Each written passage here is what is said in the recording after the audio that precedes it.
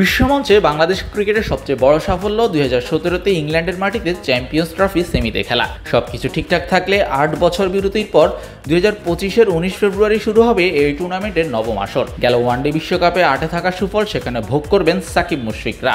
8 দলের সেই টুর্নামেন্টের টিকিট কাটা অষ্টম দলটাও ছিল বাংলাদেশ।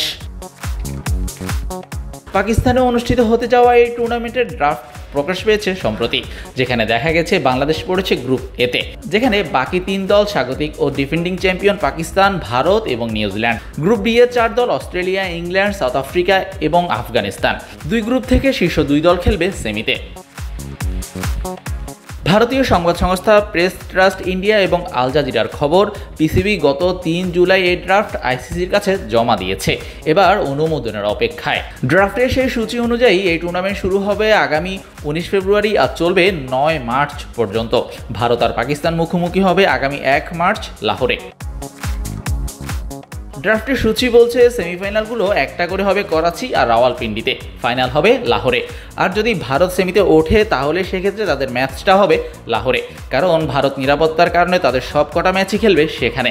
ফাইনাল হবে লাহোরের গাদ্দাফি স্টেডিয়ামে। এই টুর্নামেন্টের সবশেষ আসরে মাশরাফির দল খেলেছিল সেমিতে। গ্রুপ পর্বে হারিয়েছিল নিউজিল্যান্ডকে, জিততে দেয়নি অজিদের। দেখার অপেক্ষায় আসন্ন বছরে এই গ্রুপ থেকে শান্তর দল যেতে পারবে কত দূর। শাহরিয়ার শাওন, স্পোর্টস বাংলা।